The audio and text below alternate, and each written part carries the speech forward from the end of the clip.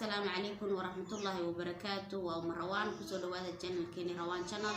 أصحاب تيه الكمبيل كستوت جوكتان بدمانتي وانا السلام أيامها الفيسبوك ويوتيوب كنسو قلين يرى مشغول بانها إن كان شيء أيامها واحد شرتي إن قضية دا إن أنت صفية تسمو يو عبد عيسى تاسو أحيد شرفت ما أنت ماما سوماليات قبل نوق علي مروءة شرفت اللي هداي تاسو لنا عن قضية هذا لك كلنا عمر اللي جاي تاسو سومالي قفل وحربيس كشيء جاي صفية تسمو هيسيء هذا الشيء هذا تاسو إنه وضع تابطي هذا الكصفية تسمو ومد الصومالية ضلن أدبو سامية خاصة دمرك وقبل ولا دمربا تو عورضة ولا دم قناصة مركا تاس درتي هذا تاس أنا واحد لو انقرن واي وانسكا عمصة مركاس مادام سيدات هاي واحد عضي إن حد ورئيسي أنا أركي لقى حد لايو إن أنا أركي ورئيسي كان عبد عيسى وصاحب لعبد عيسى نتر القاهرة أبوها مركز سجن ورئيسي سنة أركي حتى ورئيسي نسي سجن مصطفى حسن نور وصدق واحد لي يسي صفية وهذا الشيء خطوة على شيء وكل الدول يصير بالشدة وحفاظ في الصيف لكن كلية تمد بنك قاعتي مد بنك قاعتي وحوي وحيري حديب ويري تتكاس ملايين الصومالية دي هباري عندن بقلي أما أن وحميي هبارك هيوضعوا وإلهي هيقبل هدي كلنا دي ما بشقلكم ملهي marka taas waxaan leeyahay hadii aad waxa geysatay falka ku jirto lug u leedahay ha kugu dhaco laana gabar Soomaaliyeed sharafteeda in la qaado oo wax laga sheego ama wax meeymo oo gelin qaasatan Safiya tusmo qof dumar marwa ah hooyo caruur leh dumarka dhanna waa isku mid nama yaraata ma weynaato ama caruur ha lahaato ama yeelahaan in gabar yaha ahaato ama gabar ilmo dhashay ha ahaato kulligood sharaftooda dumarka Soomaaliyeed waa mid waana ka wada siman difaacana waa lagu jira rag iyo dumarba teeda kale waxaan ka hadlayaa sidoo عبد عيسى sheegay waraysiga kulli waana aragtay waana la arki doonaa wuxuu yiri Safiya tusmo waa la xiray ma ogeyn inta wariyada ila soo hadashay ii sheegtay in iyadu 2 saacadood xidhnido la soo daay meeshina aan garanay hadii aan raadiyay on Safiya tusmo aan doonana aniga laftigayga markii aan saldhiga dhexe Hargeysa tagay aan soo waayay kan kood buur tagay waxa lagu yiri ma tahay عبد عيسى تليفون كاس iyo shay sheekadu hay'ad telefoon la daba galay oo anagu lahaban Safiya si arrin baa jiray caynka sheekadaas uu ka sheekay tan kale wuxuu yiri inta wariyada ila soo sheegtay Safiya xaluusin si daawo inuu geeno soo bax haddaan tagay saldhiga kood buurna waxa lagu sacad Ciise cajimadeed ha soo gal telefoonku waa laga qaaday waa la xiray subaxii baa CID da location galay waa la soo daayay telefoonka waa laga haray emailki keen baa lagu yiri wuxuu yiri sababta 3 shil kaga maqnaana Faisal Cabdi Ciise baa u tagay waxaan maxaa la igu haystaa hadii dambi aan garan halay sheego telefoonkaygana muxuu loola maqay markuu la haduu yiri buu yiri hadii aan ninkan aad rabtiin deed wax dambi ku haysateen waa la idin xidhay hadii kalena maxaa ku haysataana waa la yeer telefoonkaygii la format gareeyay buu yiri oo gmailkayga la tuuray oo wax walba laga saaray ayaa la siiyay lagu si qalad arrintu u dhacday sida qaladka arrintu u dhacday maxay haydna waxay dhadeen laba telefoon aad leedahay oo adigu lahayd ismi kaara ayaa jiray oo mid qof aan raadinaynay mudaba xiriir laga soo sameeyay wuxuu markaa labada ismi kaar aan lahaa وكان Safiya tusmo Safiya tusmo wuxuu xiriirka naga dhaxeeyay anaga waa xiriirka naga dhaxeeyay dad sheekaysanay sheeko ka dhaxayso xiriir laba nooxay muddo 2 sano bay hayd ha ahaato masarna waxaan ka sokeeyay muddo 9 bilood waxa laga hadlay tan sheekada guurka sidoo ku jawaabay waa wada arki doontii laakiin anigu markasta waxaan leeyahay on ka hadlaya maadaama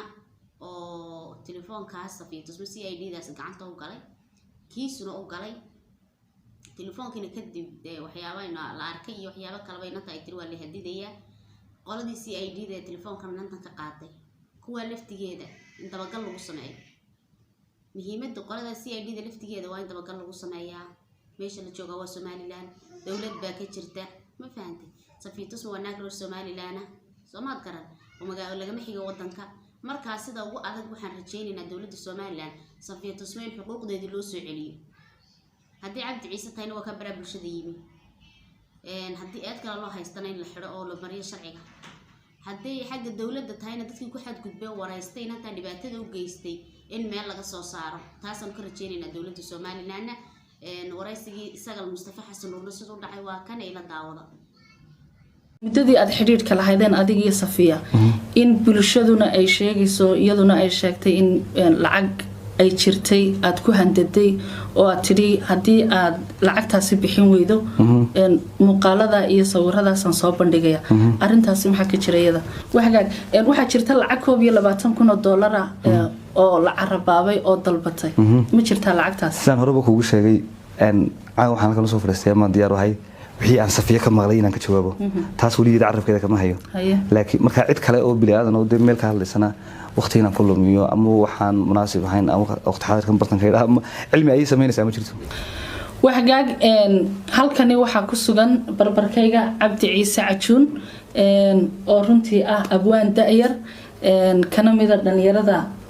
magaalada Hargeysa hadda ku nool Cabdi sideen loo wada soconay baraha bulshada maalmihii ugu dambeysay waxa haystay sawiro iyo muuqaalo laga duubay fanaanadeena qaaliga ee Safiya Tusmo oo runtii ah hooyo Soomaaliyeed isla markaasina lagu soo bandhigay baraha bulshada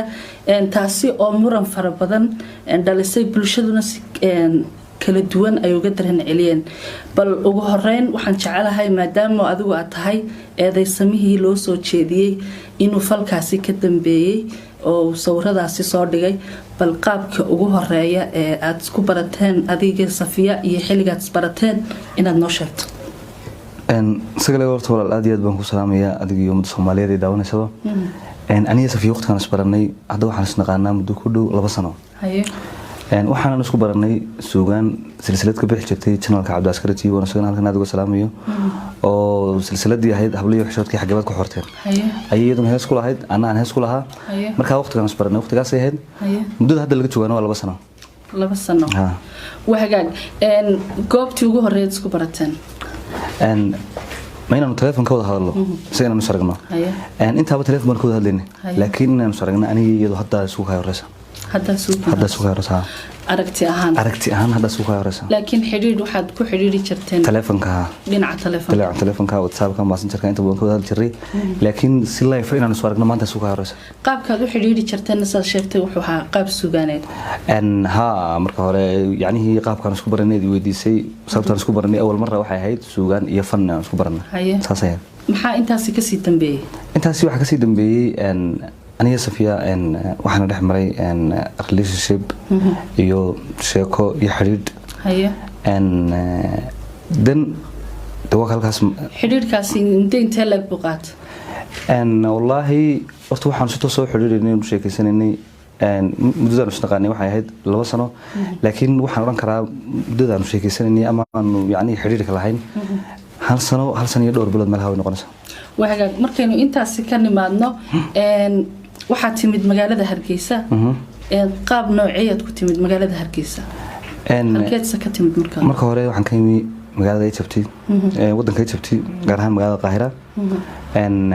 hadda wadanka waxaan joogaa adigu muddo 9 bilood meelahaas marka sababta ku yimi iyo arrimahan ku yimi mid aniga Safiya na dhex maray ama aan isku weyn ka wada soconay sida dad badan oo xogaal noo hibay ka dhagsiin bay ahayd saas وهاجاج واحد شرتي إن لو حري أو لو حري مجالات هركيسة CID ذا أما سردون كنا لقاعي يعني بلشة كذا سي سيدا يكون عضي يو قاب كود عضي من دوني أنا نجورنت sheekadaas horta dadku inta badan waxay ogyihiin xariga Safiya laakiin dadkan yaro adiga iyo dhowr qof oo kala aba inaan aniguna la xidhnaa og laakiin sheekada hadan bulshada u biyaamiyo maalintan heestan ismuutiisay qalinliga maandeeq ay wada qaadan aniga Safiya doonay aan ka soo dareernay shantii galabnimo Crown Hotel meelaha ayaa markaan meesha ka soo dareernay waxaan isku weynaa xagga suuqa isku nimaadno deetana antii telefonkeedii baa xidhmay anagu isma naarag 9 habeenimo ila soo haashay gobol wariyay waxay sheegtay in iyadii Safiya la xidhay xagee leedin ka qaaday baan ku wuri markaa waxay ku tiri home cable ka horsan laga qaaday indhahana laga xidhay aniga Safiya markii dambe aan indhaha ka xidhan baa la soo celiyay Safiyana waa la xidhay cidi meedinarkiisii miicina ma arkin markaa waa saxay hadda meel ka raadina ma garanay meesha malaha dan waxaan ku dhaadaan raadinayo inaan soo helo in isku dayna saldhiga dhaxaanimi saldhiga dhex markaanimi wax la igu kuma jirto koodbuur baan tagay markaan koodbuur tagay ku gabadhaas meesha ugu jirtaa intaan la jawaabin ayaa waxa la iga qaaday telefoonka oo la igu soo Cabdi Ciise Muti ha telefoonka aan u baahna dadna soo aan askarta weydiiyay waxay noqotay qof xiran baabana socdaa maxaa telefoonka laga rabaa kadib waxa la igu telefoonka waxa u baahan CID da وانا امر انغا نغا سريا تليفونكيغي وان سي waan deegtana ka tagay haye inantii baan markaa la hadlo waxaan ku oranayaa oo fiima baan la hadlo waxaan ku oranayaa gabadhii waxa la igu yiri xaggaasay ku xiran tahay laakiin anigu maan arag anigana teleefankayga baa laga qaaday haye labadii habeenimo mar ay ahayd ay haddana inaan soo waxay ku tusafay oo tii xanuunsan say dawooyin iyo alaab u geyno haye dan inantii waxay ku timi guriga anigoo la fadhiyo Cabdinaasir Macaan Ciidiid Cabdiraxiin Axmed Carab oo isagana halkan aad uga salaamayo anigoo xir badana kadib iyadoo gaariga watay guriga igu timi waxay ku timi ka maarmi maayo inaad raacdo ama aan Safiya dawada u geyno tii xanuunsan okay waa sax baan ku wari waan suraacnay markii aan salgid ku noqday markii labaadna waa la xidho wax lagu adigana waa lagu baahan haye soo habeennimadii halkii baan ku hoyday inantii iga soo noqotay baan u qoray fiima ahayd baan u qoray markii xaafadeeda waxaan ku xaafadeeda iyo reerkiisa ugu sheegan aan xidhanahay dan subaxii markii ugu bari baan indha ka xidhan lay qaaday CID da leegay CID da maanta ma xidhnaa shantii galabnimo markay ahayd baa la yeeray dan waxaan ku maxaan ku xidhanaa wax la igu yiri lambar aad leedahay adigu telefoonada oo kugu qoran ayaa lambar aan raadinayay muddo dhowr sano ah soo wacay labada lambar markaan anigu sitaaba isagoo kan gabadha u dhiibay baan dina weydiiyay meel wax la igu yiri waa ka gabadha u dhibtay gabadhaasi waa Safiya marka okay marka lambarkan xilliga la soo wacay xilliga anigu sitayba mise waa xilliga iyadu sidatay waqtiga lambarkan aan raadinaysan ay contactiga la sameysay marka wax la igu yiri waa inta iyadu sidatay dibas haddaba iyada la xiriir baan ku wada dan wax la igu yiri waa sax waxaan u baahnay Gmail-kaaga يعني dadka qaar bararkay bara bulshada ku soo qorayeen inuu istifaaciyayo hadii la wareysto hadalka run kama sheegayo CID da iyo ciidanka qaranka iyo maanta Hargeysa jooga wax been laga sheegi karo ama aan yani waxaan la igu sameeyay ama falan la igu la kicina ka sheegi karo maaha dan wax la igu Gmail-kaaga u baahanay baasuurkiisa dan waxaan weydiiyay maxaa Gmail-kaaga iyo lambarka la soo wacay gabadhu seeto iskaga xidhan waxa la igu hawlan anagu u baahannahay teleefankaaga waad ka tagaysaa adigana waan ku sii deynaa Gmail-kaaga saxda ah isticmaasho noo sheeg laban baa markaa wareystay labadan baa Gmail-kaaga baa suurkiisay weydiiyeen sidii baan ku siiyay waan tagay marka saddex cisho marka la iga hayay ayaan soo noqday deetana waxaan u tagay Faisal Xiis waxaan ku dhahay teleefankayga waa la iga haystaa dimensionada ka shaqeyn jiray macna la iga qaadiy qaab la iga haystay midna ma garanay hadii aan dambi leeyahayna nimankan ay sheegan waxay teleefankayga ku haystaan hadii kan la soo siiyaan inankiiba markaa la hadlay kiiskayga gacanta ku hayay wuxuu ku ninkan haduu kiis leeyahay ana xiraya hadii kan teleefankiisa soo siiyay anoo yimaado baa leeyahay berito la galanoodkii markaan tagay waxaan u tagay waxa la dhibay tele waxa la igu niyo si fiican baad yeeshay si wanaagsan runta noo sheegtay teleefankayga oo la restore gareeyay tan waxaan ku maxay ku dhacay teleefankayga la restore gareeyay hadii waxyaabo adiga ku anfacayo kiis ku ay aniga kiis ugu ay ku jiraan maalinta soo qaato cadeynay iga dhigto deena maxkamadda ugu geysan sababta keenaysa in teleefankayga la restore gareeyaa maxay tahay deena wuxuu yiri niyo arrin si qalad ah u dhacday weeyaan okay teleefankayga si qalad ah u dhacdo Gmail-kayga in la bedelo oo la guba iyaduna mid si qalad ah u dhacday baan ku dan wax la igu waxaan ku balan qaadanay xogtaada inaan ku soo celino arrinkan waa mid qalad kugu dhacay markaa waxaan la yaabay bay igu noqotay waan iska soo baxay sidii baan ku yimi arrinta xaragaygu iyo ka safiyay saas waa xaaladdan ka marayna taasay ahayd وحاجات dadku waxay inta badan isweydiinayaan oo maxaan idhaahdaaye lagu soo celcelinaya oo waliba anagoo de hooyooyinkii Soomaaliyeed kamida aan aad uga dareen celinay inaad adigu ka dambeysay Safiya sawiradeeda lagu baahiyay baraha bulshada waliba muddo in badan oo 2 sano ah aad Safiya lacag kula baayactamaysay $2,000 oo xataa jirtay sida la sheegayo inaad meel magaalada ka baxsan intaad la tagtay aad baastoolad madaxa kaga qabatay oo tiri haddaad lacagtaas bixin weydo maxaan idhaahdaaye naftaada sawiradana waan baahinaya sawirada inaad soo dhigtay ta lacagta aynu dambaysiinay maxaa ka jira niyo horta arrinkaas waa arrin aad iga yaabiyay yacni mudbayna Soomaaliyeedu cid waliba dhaqan bay leedahay yacni horta ariga iga suurtooba iyo waxaan yeeli karaa midna maaha hablaan la dhashay hooyo ay dhashay haddana anigu qabaa yacni midda kale qofka doonaya qof inuu ceebaya isagu iskama bilaabo qof adduunyada ceeb ku naaxa ma jiro oo yacni isagu yacni shakhsi bilaadan oo dhibka raaxa moodaya ma garan karo dee meel uu ku noolyahay ama dadkan qaylinaya inuu ku jiro laakiin qofka doonaya inuu qof ceebaya inuu isagu iska bilaabo wallahi ma garanayo meel ka dhacday meel ugu arkay toona almiina xitaa hadii yacni horta wax iga suurtoobiyo waxa sameyn kara midna maaha hadii si xitaa dadku waxaanay isweydiinayn haddaan anigu sawiradan qofka soo dhigaya ama u bareerayahay maan garan waayin xitaa inaan wajigayga ama indhahayga ama madaxayga meel uun qariyo xitaa soo moogid marka arrinkan waxaan shaqo ku leeyahay maaha wax iga suurtoobana maaha waxaan sameyn karana maaha waxaan sameyn jirayna maaha waxaan sameyn doonana maaha waxaan aaminsanay shil aniga Safiya nagu wada dhacay inuu yahay cid kasta oo falkaa ka dambeysay maxaad caddayn haysataa amaad ku caddaynaysaa inaanad samaynin falkan maadaama dadkoo dhani ay aaminsan yihiin oo kaa aamineen inaad waxaan samaysay adigu sidaan horta kuu sheegay aniga Safiya horeba kugu sheegay waxaan nahay laba qof oo relationship ka dhaxeeyay haddii aan markaa u baahnay ceeb aan iyada ula bareeraya inay jirto ma waa in sawir kaligeeda laakiin ceebta aan walaashay la doonayo anigu iskama bilaabeen waxgaag abwaan Cabdi Ciise waxa intaasi sii dheer maadaama ninka gabadhiisu ay tahay hugiisa oo ay tahay inaad yani maadaama hugayagi tihiin inaad noo xil qarisaan asturtaan Safiya waxay sheegtay in gurigeedii ay ka dhex bilaabmatay sheekadu oo yani adigoo ninkeedii aad ceebaysay bulshaduna waxyaabaha aadka ay uga dareen celiyeen ee looga fal celiyeen ilaa anaguba aanu ka xumaanay ay tahay naagde ama gabadh uu ninkeedii ceebeeyay oo maradii ka qaaday arintaasi maxaad kaga jawaabaysaa san horeba kugu sheegay horta ninka gabadhan ceebeeyay waa adiga horaan kugu sheegay waa ka madax banaanahay oo waana ceeb aniga iyada nagu wada dhacday arrinka qabista markay noqoto aniga Safiya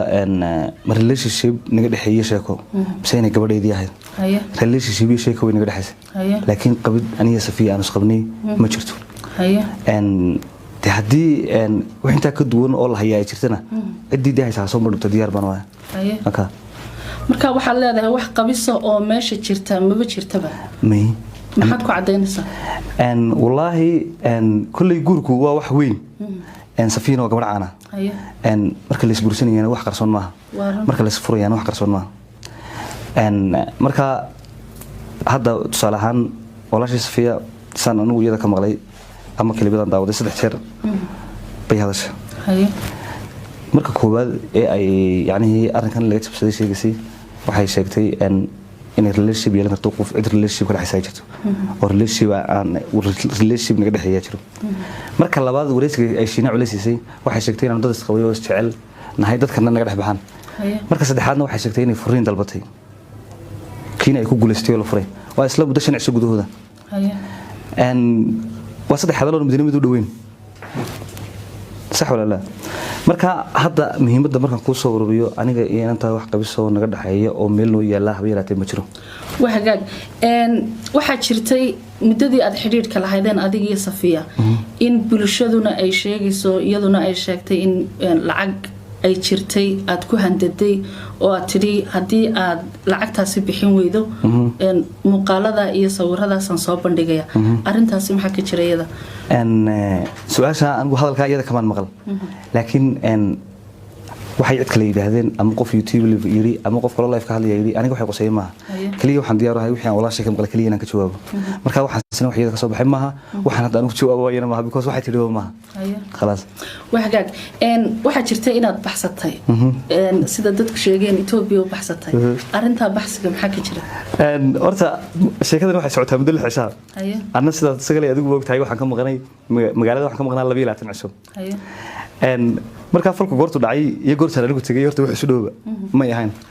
marka wuxuu maan arkaa in hadal meel waayay haddaan baxsaday hadda waan inga soo noqday cidii doonaysa hay timaadada waxagaag waxa jirta lacag $22,000 oo la carabaabay oo dalbatay ma jirta lacagtaas sidaan horeba kugu sheegay waxaan kala soo fariistay ama diyaar wahay wixii aan Safiya ka maqlay inaan ka jawaabo taas waligeed carabkeeda kama hayo laakiin marka cid kale oo bilaadan oo meel ka hadlaysana waqtiina ku lumiyo ama waxaan munaasib ahayn ama waqti xaadirkan bartankeeda ama cilmi ay sameynaysaa ma jirto mar kale aan kugu celiyo lacag $2,000 ayaa bil kasta ay biil kugu soo diraysaa leeyahay Safiya arinta kale iyadana maxaa ka jira horta laba qof sheekaystay relationship ku dhaxeeya wax way day isu dirayaan wax way kala qaadanayaan oo way magaranaysaa wax kasta dhex mari kara laakiin cadadka la sheegay iyo waxaan aniga Safiya isu diri jiray anigu ma ogi oo $2,000 ee bil kasta joogtada haayo ama aanu kala badsano ama aanu kala yareysano laakiin dadka marka ay sheekay xiriir dhaxayaan wax way sasinaya waxay laakiin Soomaalidu cabiratay wallahi iyaga ka jawaabaya waxagaag waxa jira Facebook lala dhaxmarayay imika qaybaha baraha bulshada oo daqiiqad loo soo update gareynayay oo ilaa sawir aan galay la soo dhigay oo adiga ka hadlayay Facebookaasi ma adiga isticmaala anigu facebookigi muddo hadda 5 cisha deactive baan ka dhigo hawada baan ka saaray laakiin waa fake account iyo dad ama falow ku raadsanaya ama wax kale ku deedeeyay wax facebook hadda anigu gacanta igu jira waqti xaadirkan ma jiro hal facebook baan isticmaalaa kiina deactive baan ka dhigo hawada buu ka maqan ma jira intii ay soo baxday sawiradan lagugu eedeeyay inaad ka soo dhigtay walaashin Safiya Tusmo wax dhibaato adiga ku soo gaadhay maxaa ku soo gaadhay nasabcay bay soo gaadhay hanjabaad bay soo gaadhay qaar la weyn ku dilayna bay soo gaadhay qaar la hargeysa sidoo soo noqon bay soo gaadhay yacni tii adigu waa yacni wallahi waxaan xitaa yacni hadal aan de meel u haystay iyo meel u socday iyo meel ka socday min aan garanayn baan de waararkayo waan dhaafayo laakiin de haddii ay tahay adiga habaar kaysa leecayo haddii habaar tahay adiga habaar kaysa leey habaarayo haddii aan shabaad tahay wax qarsoon bade maaha markaas u soo jeedinaysa bulshada Soomaaliyeed bulshada Soomaaliyeed waxaan u soo jeedinayaa horta dad 1 milyan ku dhow ayaa baraha bulshada naga habaarayay oo in badan habaartamay oo ma garanaysaa waxaan horta caawa Ilaahay magan ugahay inaan ummadda Soomaaliyeed iyo habaarkeeda aan u qasaarin mid Ilaahay ka aqbalo oo noqdo haddaad falkii geysatay haddii markaa hadalka waan kuu soo wadaayay haddii waxaan anigu sameeyey uu yahay ummadda Soomaaliyeed ee 1 milyan ku dhow ay habaartamaysay waxaan habeenka caawa jecelahay in Ilaahay ka aqbalo waxaan geystay hadduu anigu yahay inaan Ilaahay iga harin ummadda Soomaaliyeed habaarkoodaasi igu dhaco haddii kalena cidda geysatay uu ku dhaco sideed u aragtaa in tabriyahan dambe waxa soo badanaya in gabdhaha la ceebeeyo adigoo kaba midaba deemka eedeysanayaashii inkastoo halkan iska difaacday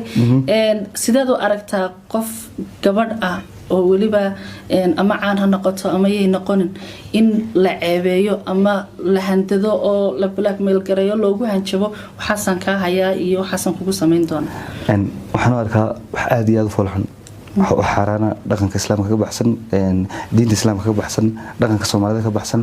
yacni oo waxde hadda la tilmaamo wax lagu tilmaami kara aanu jirin waxagan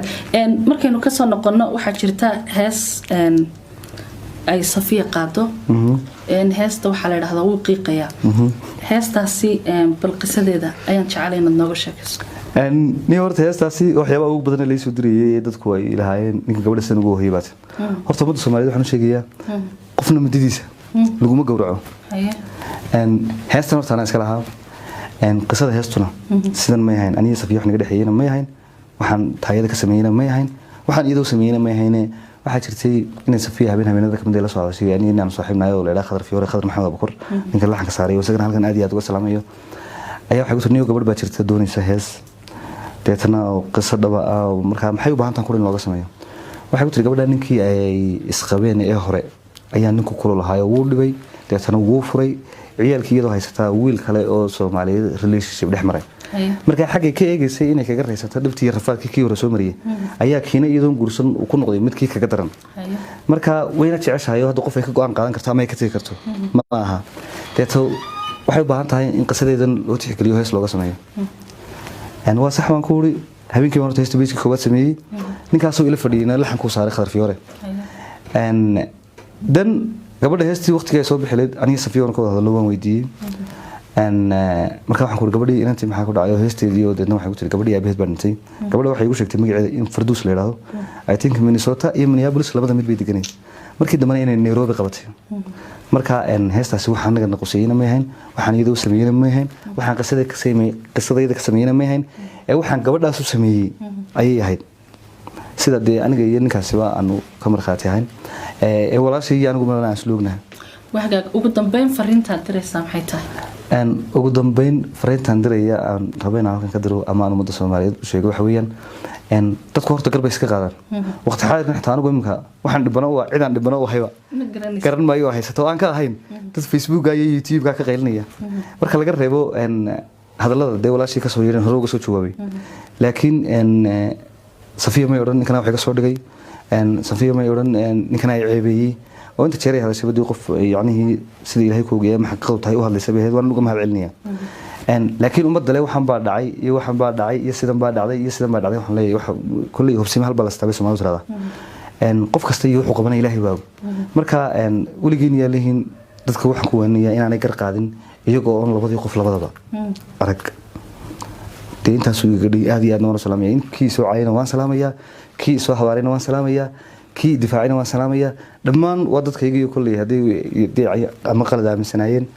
oo yacni fikir qaldan dee laga dhaadhiciyay iyo intii ka saxan haysatay dee aniga ila socotay labadaba maanta waa dadkayga iyagana waan salaamaya وهجاج آد بدو ما هتصنت هاي كاسنا وحوها عبد عيسى عجون أبوان كدأ ذير ونكوري سنيني أرميه براها بلشدة قبصدي ولاشين صفية تصبو تانية كلان تيدن بس تاسينا بتقلي آد بدو ما سنتين